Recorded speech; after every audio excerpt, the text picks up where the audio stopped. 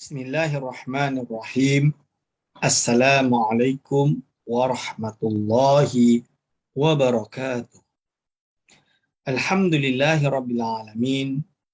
Assalatu wassalamu ala asyrafil anbiya'i wal mursalin wa ala alihi wa ashabihi ajma'in. Wala hawla wala quwwata illa billahil aliyil azim. Allahumma la sahla illa ma ja'altahu sahla wa anta taj'alu hazana idza syi'ta sahla. Rabbi shrah li sadri wa yassir li amri wahlul 'uqdatam min lisani yafqahu qawli, amma ba'du. Pada yang terhormat Imam Besar Masjid Wilayah Persekutuan yang saya kasihi dan saya cintai, kepada segenap asatizah, para alim ulama, para a'immah di masjid yang mulia ini, wabil khusus kepada segenap hadirin wal hadirat hafizakumullah yang sentiasa mengikuti pengajian Serambi Ilmu Online dengan pengajian kitab tasawuf, kitab Hidayatus Salikin karangan Syekh Abdul Samad Al-Falimbani rahimahullah. Hadirin wal hadirat hafizakumullah, sebelum kita memulai pada pengajian kita pada pagi hari ini, marilah kita bersama-sama mendoakan, berdoa dan juga menghadiahkan bacaan Al-Fatihah kepada salah seorang guru kita yang telah meninggalkan kita pada hari Sabtu yang lepas, yang mana beliau jugalah yang telah mentahqiq dan mengajar kita kitab yang sedang kita pelajari pada hari ini dan sedang kita gunakan pada pengajian kita hari ini, iaitu kitab Hidayatus Salikin karangan Syekh Abdul Samad Al-Falimbani, dan tokoh tersebut adalah almarhum, semoga Allah SWT mengampun segala kesalahannya dan Allah SWT menempatkannya bersama para awliya-Nya, iaitu Syekh Ahmad Fahmi Zamzam An-Nadwi Al-Maliki rahimahullah, iaitu seorang ulama yang besar, yang agung di alam ini atau di Nusantara ini. Lahir pada tahun 1959 Masehi, wafat pada tahun 2021 Masehi ini.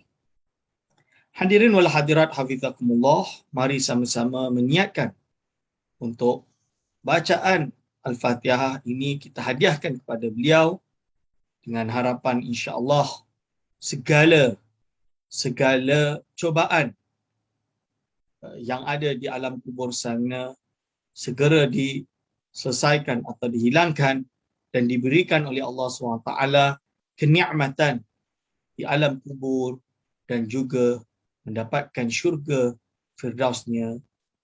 Syai'ul lillahi lahumul fatihah. Bismillahirrahmanirrahim. Bismillahirrahmanirrahim. Alhamdulillah rabbil alamin arrahmanir rahim maliki yaumiddin. Iyyaka na'budu wa iyyaka nasta'in. Ihdinas siratal mustaqim, siratal ladzina an'amta 'alaihim ghairil maghdubi 'alaihim waladdallin. Hadirin wal hadirat hafizakumullah, ketahuilah bahawa guru kita Syekh Ahmad Fahmi Zamzam, beliau adalah seorang ulama yang hebat, yang besar, berjasa di dalam mendidik banyak sekali murid-murid yang ada di Nusantara ini. Saya sendiri, Al-Fakir, pernah sebelum semua pergi dan bertemu dan mengaji dengan mengambil ilmu daripada beliau, pernah diceritakan oleh guru kami, Fadilatul Kiai Thaifur Purworejo, Thaifur Mawardi dari negeri Purworejo di Indonesia. Beliau bercerita bahawa ketika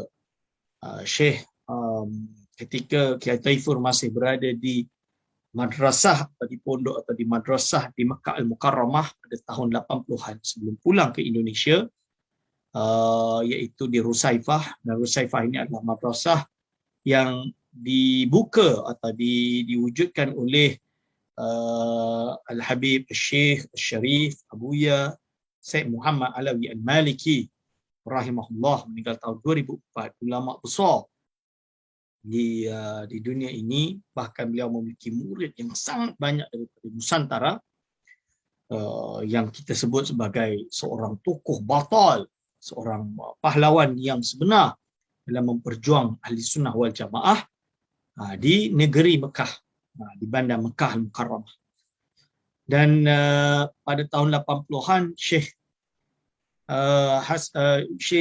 Ahmad Fahmi Zamzam pergi dan menuntut ilmu di Rusaifah. Dan ketika di Rusaifah, beliau berada atau satu bilik dengan Kiai Taifur Purworejo, mengaji dengan Kiai Taifur Purworejo, sempat beristifadah dengannya.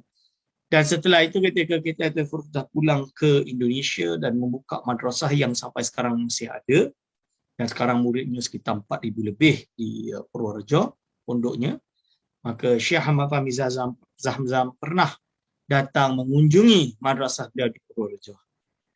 Dan saya ingat lagi pada tahun sekitar 2008, lebih kurang situ, 2007, 2006, 2007, 2008, ketika saya pulang, saya sempat mengaji dan bertemu dengan Kiai atau Syekh Ahmad Fahmi Zamzam di Ampang kalau tak salah pada waktu itu. Dan ketika bertemu dengan beliau, saya menceritakan bahawa saya murid Kiai Taifur, dan beliau terus bilang, oh, Ana pernah di pondok beliau di Purworejo. Ini ceritanya, Masya Allah. Ini adalah sedikit perkongsian. Dan pada bulan Februari yang terakhir sekali saya berhubungan dengan beliau pada bulan Februari, bulan Februari ketika beliau masih ada di Malaysia, menjalani rawatan. Tak salah beliau ada di Sepang, lebih kurang macam itulah daerah sana. Atau saya tak ingat nama tempatnya. Tapi pada waktu itu saya dikontak oleh beliau sendiri, dan kerana kita dalam proses pengajian kitab ini, dan kita Hidayatul Salikin di Masjid Wilayah Persekutuan, dan waktu itu Galeri Ilmu terpaksa untuk mencetak kerana sudah kehabisan stok, maka beliau kontak saya dan telefon saya, mesej saya, dan izinkan untuk dicetak kembali dan lain-lain. Dan saya juga sempat meminta ijazah daripada beliau untuk kitab ini.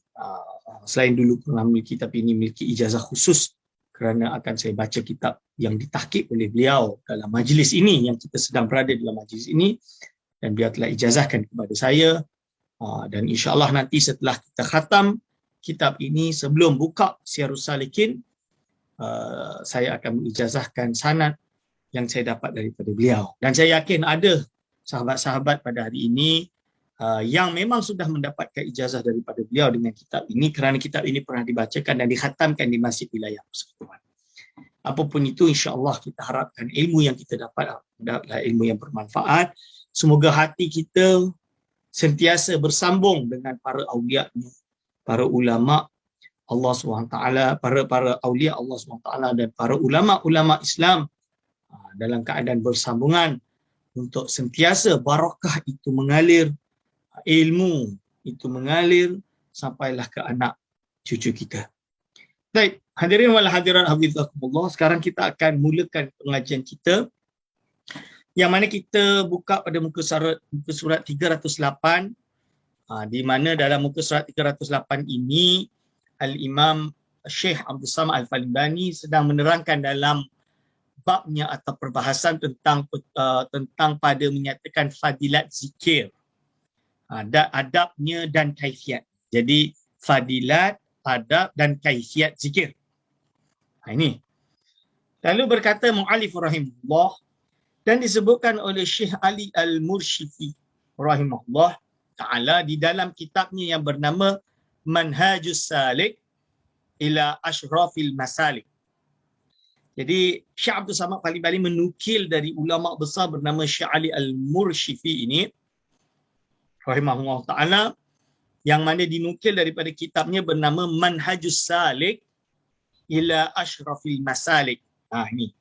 Iaitu kitab ini sebenarnya mukhtasar kepada kitab Risalah Al-Kushairiyah. Ar-Risalah Al-Kushairiyah. Yang pernah saya sebutkan.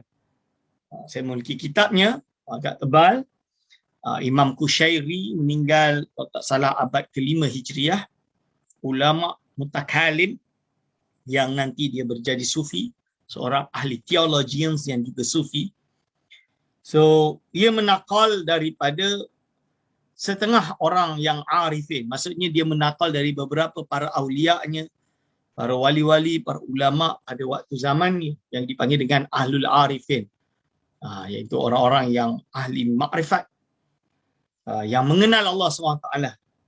Bahawa kemuliaan zikir dan kemegahannya dan kelebihannya atas yang lain daripada segala ibadah itu kerana berhimpunan di dalam zikir itu 35 perkara yang kepujian.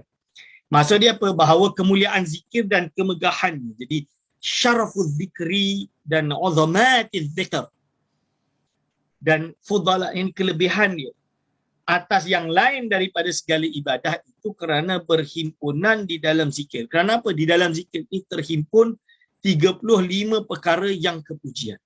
Masa ada 35 thawab atau 35 kebaikan-kebaikan, kepujian-kepujian ada di dalam zikir, fadilah-fadilah zikir. Nah, itu maksud dia, tuan-tuan dan puan-puan. Maka ulahuma, iaitu ulaha. Ulaha tu maksud dia bahasa Arab tu yang pertama daripada 35 tu.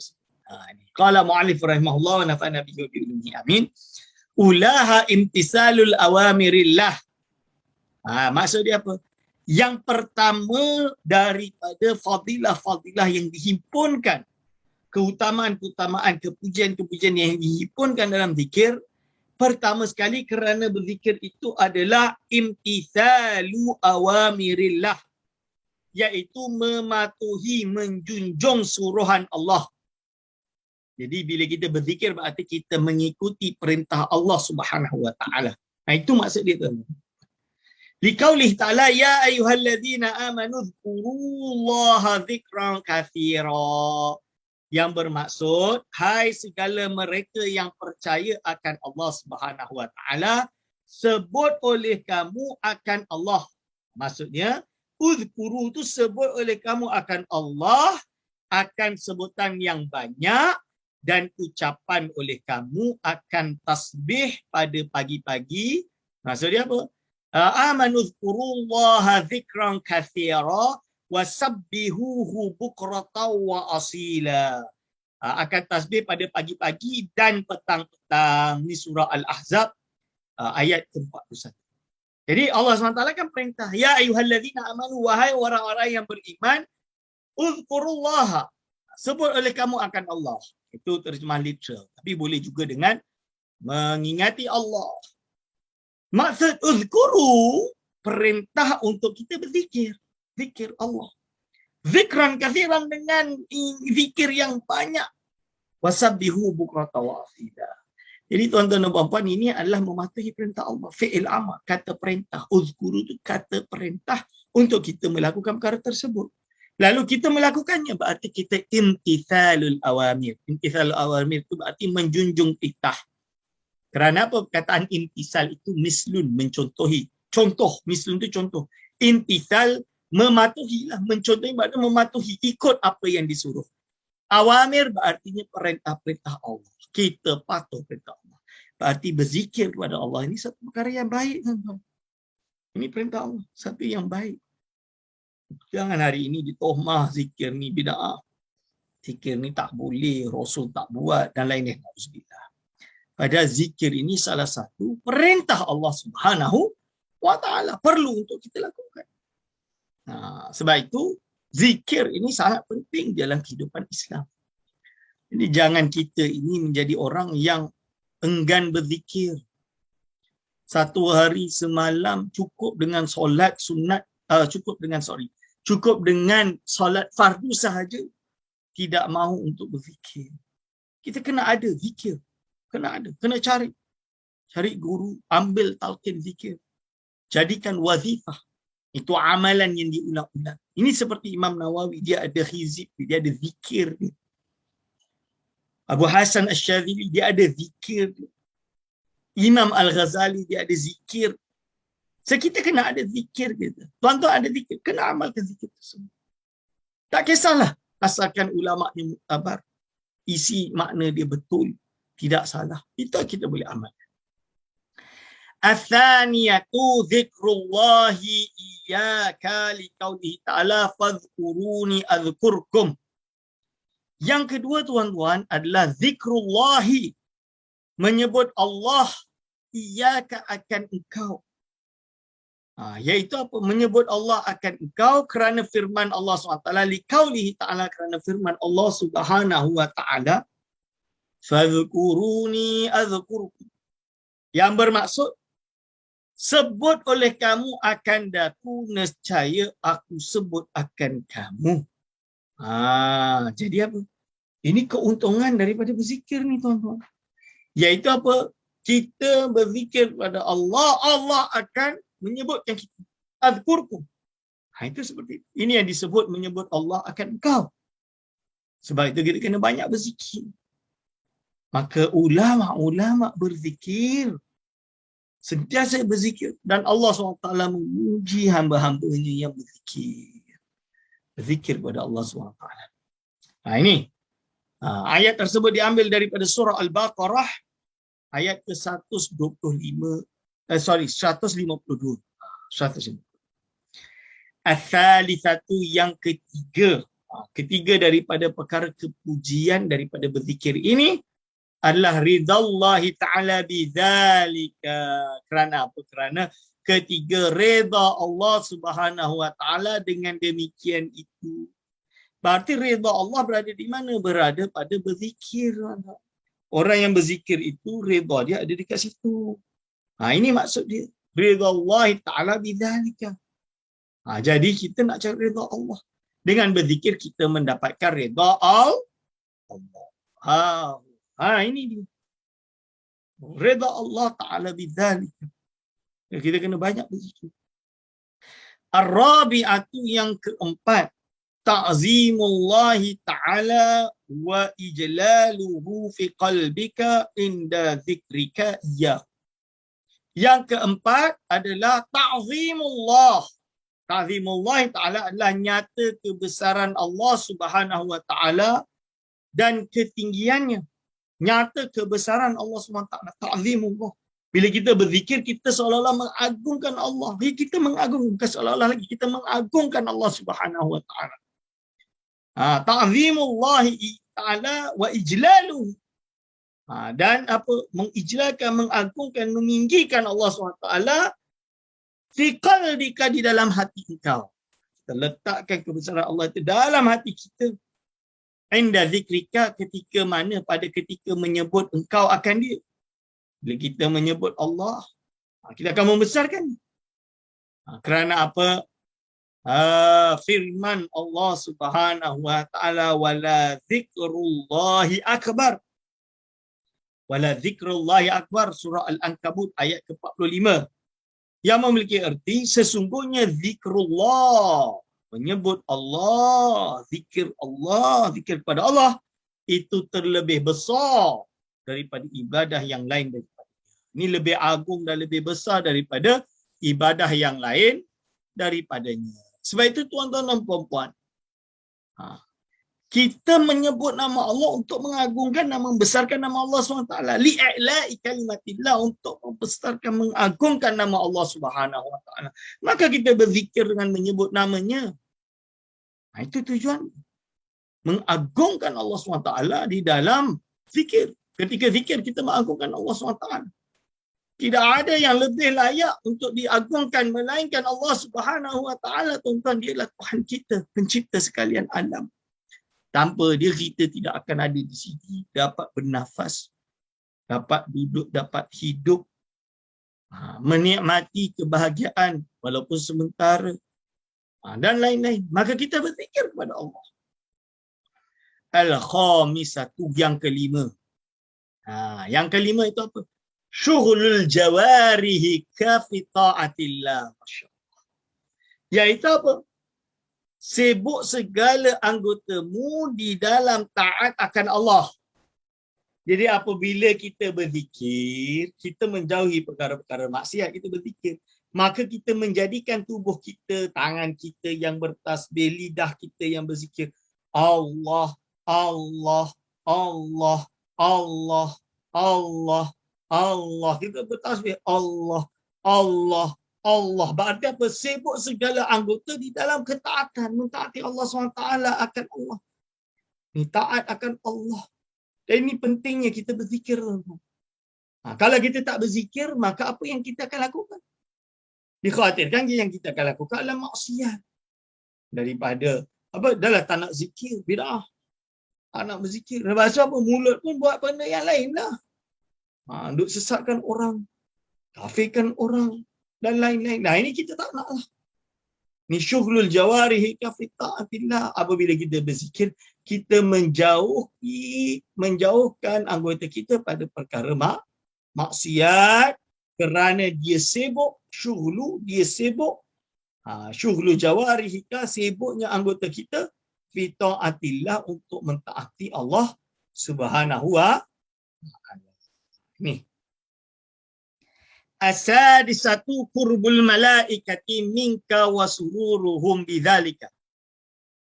Maksud dia apa? Yang keenam, hampir malaikat daripadamu dan suka mereka itu dengan yang demikian itu.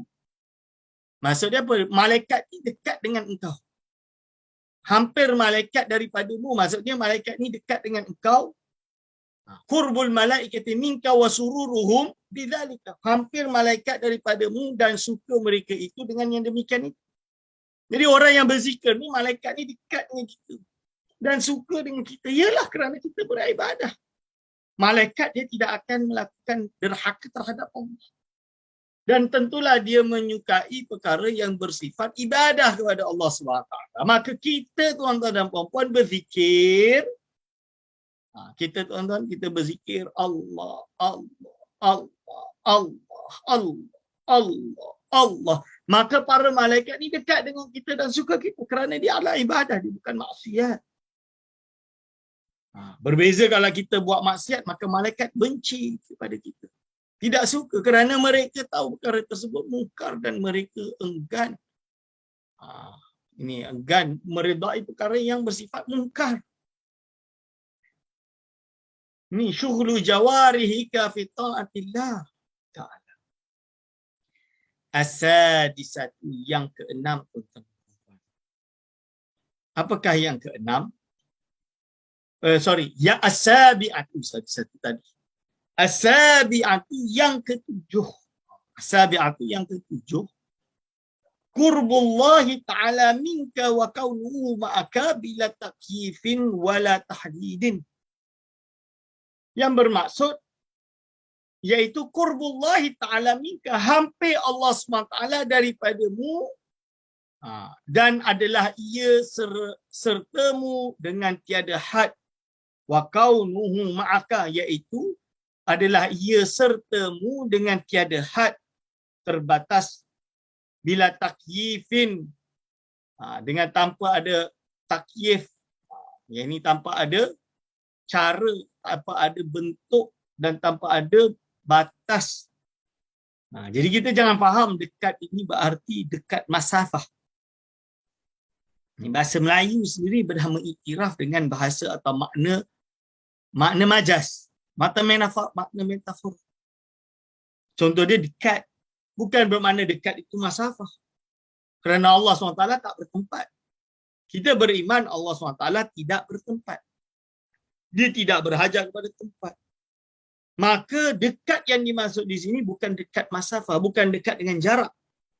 Seperti apa? Seperti kita kata mikrofon itu dekat dengan penceramah tersebut. Itu tidak benar. Kerana maksud tidak benar, itu tidak bagi Allah SWT.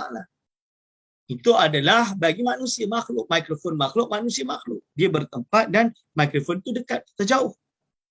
Yang dimaksudkan dekat di dalam mesej ini, di dalam wasiat ini, di dalam pernyataan ini adalah dekat dengan makna metafora. Dia berada pada lembaian redha Allah. Seperti kita katalah, okey, guru tersebut dekat dengan si fulan.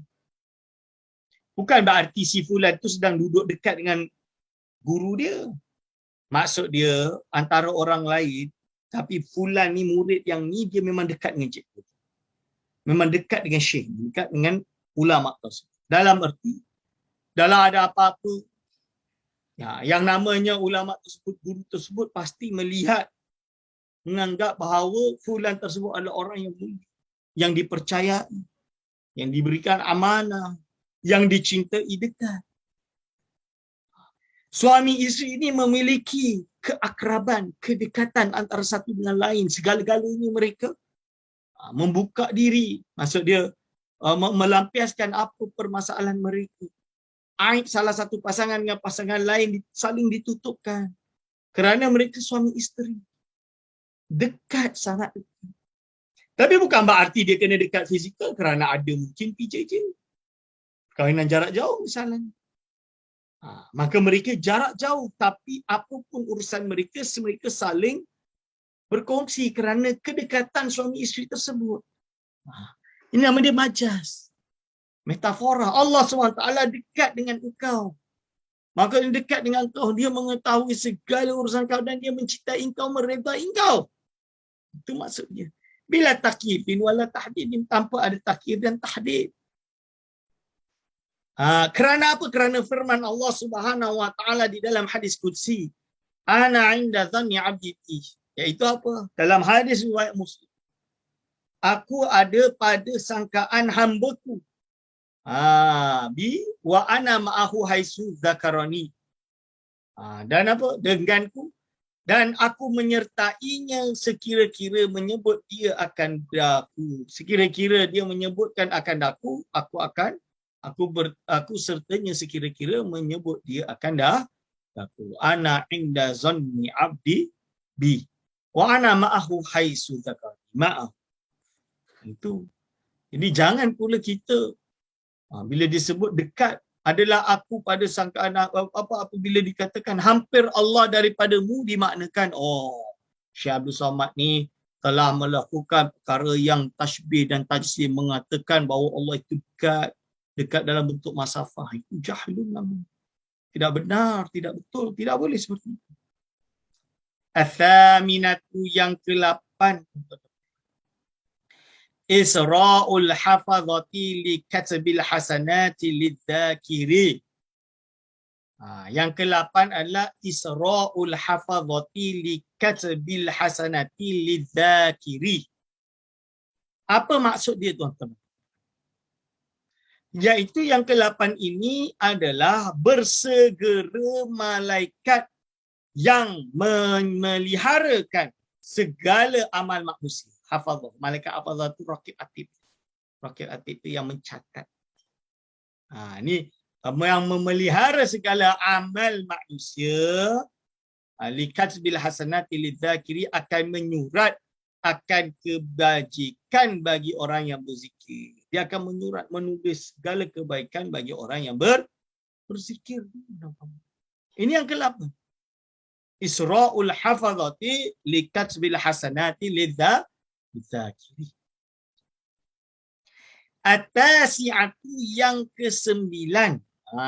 Sekarang yang ke-9. Bu'du syaitani minka. Jadi orang yang berzikir ini, dia ada kebaikan yang ke-9 daripada berzikir adalah jauh syaitan daripadanya. Jadi syaitan itu menjauh orang yang berzikir. Kata Syekh Afdaluddin, sebelum kita baca tu, logik dia macam ni lah. Apabila ada seseorang berbuat di depannya ada maksiat, ada kejadian, ada maksiat di depannya, tapi dia orang yang banyak berzikir, dia memang setiap hari berzikir Allah, Allah, Allah, Allah. Dia berzikir selalu la ilaha illallah, la ilaha illallah, la ilaha illallah. Dia banyak berzikir. Ketika dia banyak berzikir, Allahumma salli ala sayyidina Muhammad, maka dengan banyaknya dia berzikir, tiba-tiba ada maksiat depan. Kira-kira dia nak buat ke tak maksiat tersebut? Kalau dia selalu berzikir, dia ingat Allah, dia terus berpaling, na'udzubillah, astagfirullah, astagfirullah, astagfirullah. Kerana dia tahu perkara itu maksiat. Dan dia menjauhi dan berlari daripada maksiat tersebut.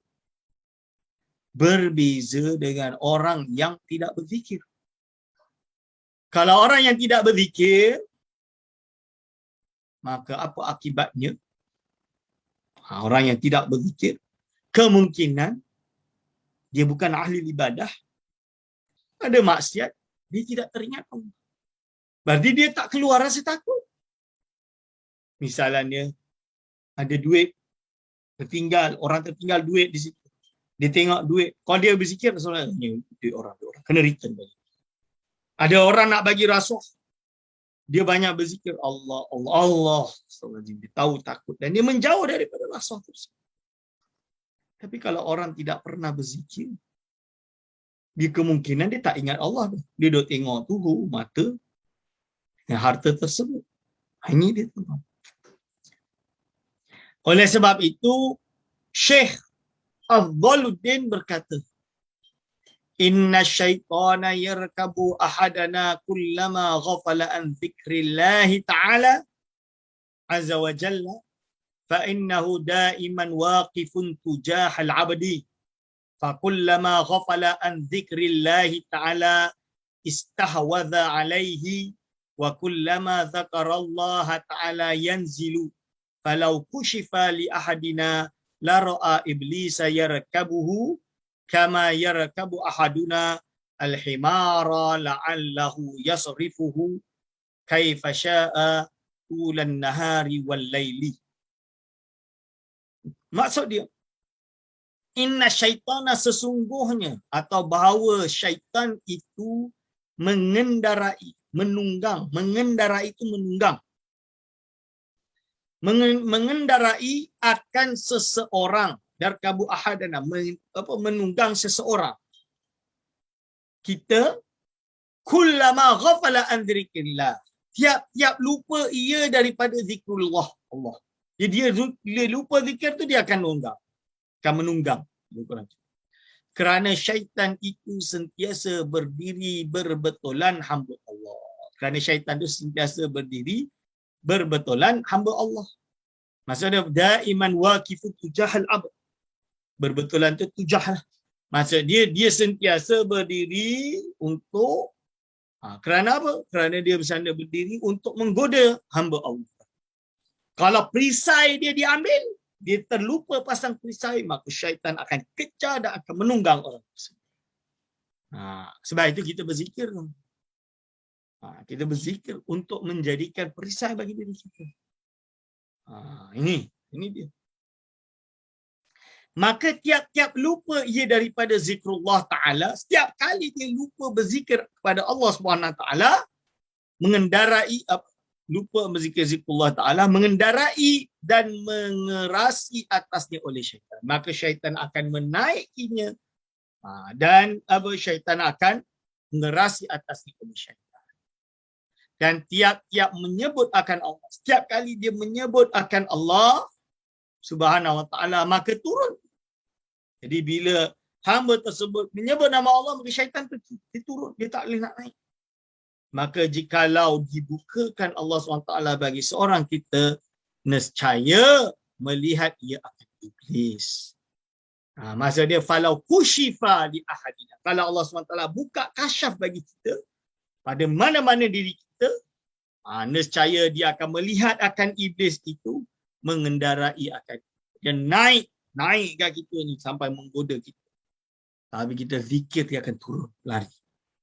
Itu dia. Sebab itu kita kena banyak berzikir.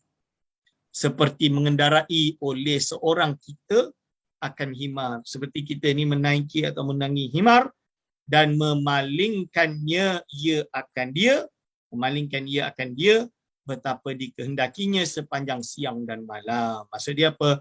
La'allahu yasrifuhu kaifa sya'a tulan nahari wal laili. Ini dia tuan-tuan dan puan. Maka penting untuk kita sentiasa berzikir, berusaha untuk berzikir agar supaya apa? Syaitan tidak menunggangi diri kita. Kita akan selamat daripada godaan dan juga cobaan-cobaan yang telah dilakukan oleh syaitan ini supaya kita dijauhkan daripada syaitan. Hadirin wal hadirat azizakumullah. Selanjutnya yang ke-10 al-ashiru. Yang ke-10 adalah anna dzikrallahi ta'ala 'alal imani wa haqiqatihi wa mahabbatil 'abdi li sayyidihi. Maksud dia yang ke-10 ini bahawa sesungguhnya orang yang menyebut Allah Subhanahu wa taala itu berada atas iman, 'alal iman. Dia berada pada atas iman. Maksud dia kalau kita banyak berzikir kepada Allah SWT, kita berada di jalan iman. Kita tidak tergelincir. Kita istiqamah dalam iman. Ini maksud dia. Wa haqiqatihi. Dan hakikatnya iman. Orang yang, ialah kalau kita tak berzikir pada Allah, kita tak rasa iman tersebut. Kita berzikir kepada Allah, kita kuatkan iman kita, keimanan, kepercayaan kita kepada Allah SWT. Ada apa-apa kita balik kepada Allah. Iman. Percaya pada Allah. Kalau orang yang tidak beriman, dia tak percaya pada Allah. Dia rasa diri dia yang menentukan dan lain-lain kita. Pada hakikatnya Allah SWT tempat untuk kita berlindung. Sebab tu dia kata, al-ashiru anna dzikrallahi ta'ala 'alal imani wa haqiqatihi. Hakikatul iman. Wa mahabbatul 'abdi li sayyidihi. Iaitu apa? Dan ia adalah kecintaan hamba itu tadi, kasih hamba itu li sayyidihi, bagi penghulunya, bagi tuannya iaitu Allah Subhanahu Wa Taala. Jadi bila kita banyak berzikir kerana kita rindu dan cinta kepada Allah Subhanahu Wa Taala. Ibarat dia macam inilah, kalau orang yang jatuh cinta pada seorang perempuan atau perempuan pada seorang lelaki. Mandi tak basah, makan tak kenyang. Kan? Tidur tak lena. Duk terfikir je, betul ke tidak? Rindu je. Misalnya, dia duduk ingat, dia duduk sebut je nama. Betul ke tidak? Bayangkan seseorang itu rindu dan cinta kepada Allah Subhanahu. Setiap hari dia berzikir, setiap saat dia berzikir Allah. Sekejap saja dia lupa Allah, dia akan menyesal, dia akan ingat Allah.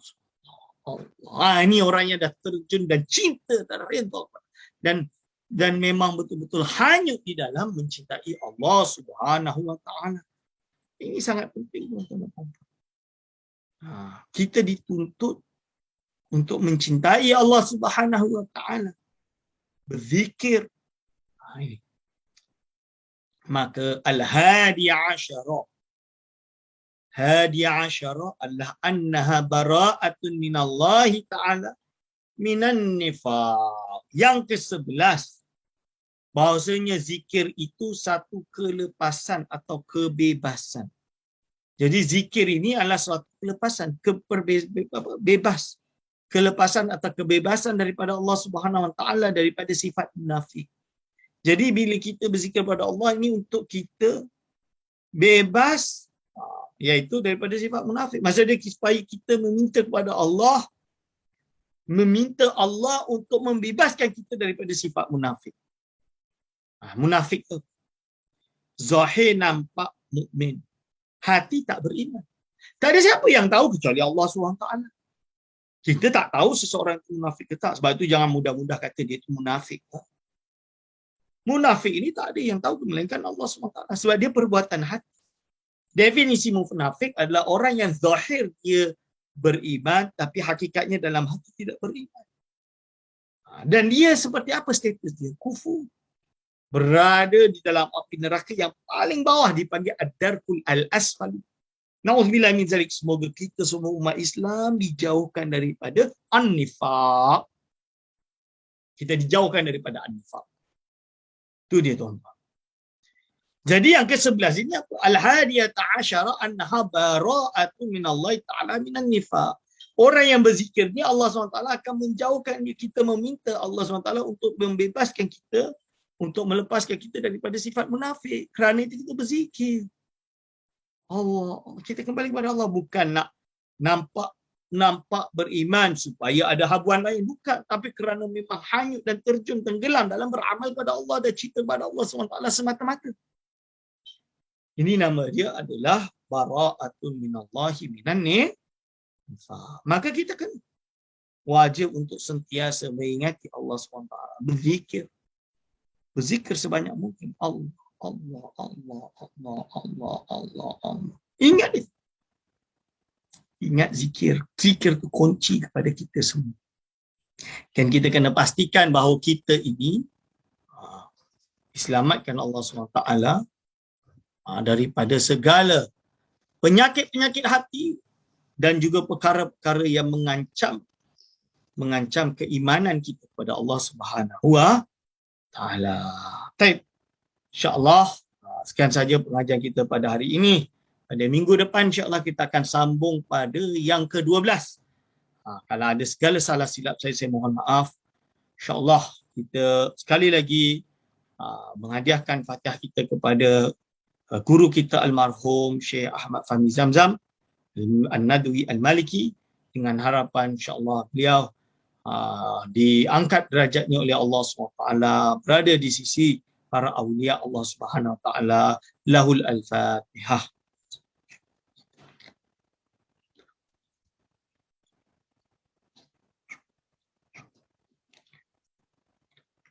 Amin.